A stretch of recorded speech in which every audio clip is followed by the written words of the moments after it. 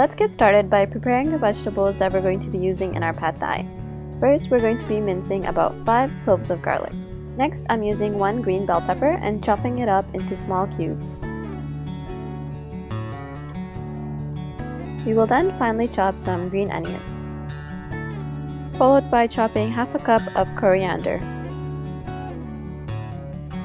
So now we got our veggies all ready, looking so fresh and yummy. We can then start prepping our tofu. So a trick for cooking tofu is actually to store it in the freezer and defrost it when you want to cook it. This helps to make the texture less crumbly. We can then chop up the tofu into bite-sized pieces. So for this recipe, we're going to be mixing the tofu with some spices before we fry it to give it a super yummy flavor for the pad thai.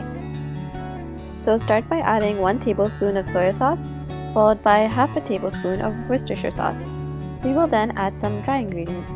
These include cornstarch, smoked paprika, and Nutritional yeast, and onion powder, garlic powder, and salt. Toss the tofu with these dry ingredients until everything is well incorporated. Next, we're going to make the pad thai sauce. So in a bowl, let's add 2 tablespoons of soy sauce.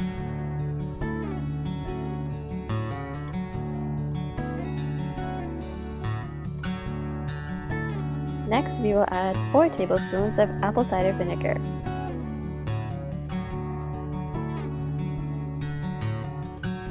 Then goes 1.5 tablespoons of hot sauce. I'm using Sriracha. And if you like things spicy, go ahead and add more. Next, to add some of that umami flavor, I made stock from mushroom bouillon cube. This is my vegan replacement for fish sauce that is generally used in pad thai. So I added about 6 tablespoons of this. Next goes in my favorite ingredient, peanut butter. I love the flavor of peanuts in pad thai. So we're going to be adding about 4 tablespoons of peanut butter. And lastly, we are going to be adding 5 tablespoons of brown sugar. Then give the sauce a nice mix and set it aside.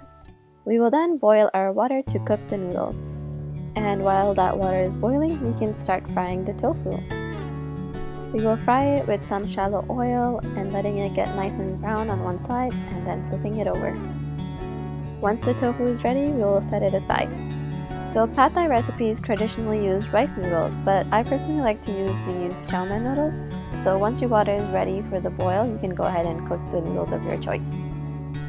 So while the noodles are boiling, I'm going to start frying my veggies. Start by sauteing the garlic until it starts to change color.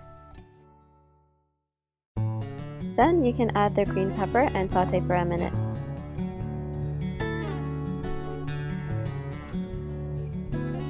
Next, we will add our fried tofu. Now we will add about 1/4 of the sauce to coat the tofu and veggies. Give everything a mix until the sauce is nicely mixed in with the tofu and veggies. Next, I added a handful of bean sprouts. I love the crunch that these bring to pad thai. Once the noodles are cooked and strained, you can go ahead and add them to the veggie mix. You then want to give everything a nice mix and add the remainder of the pad thai sauce.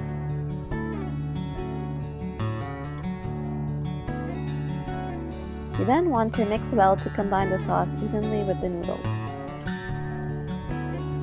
Once you have it all nicely mixed in, you can garnish it with some green onions and coriander, and you are ready to serve. I love topping off my plate with some green onions, coriander, fresh bean sprouts, crushed peanuts, and a slice of lemon.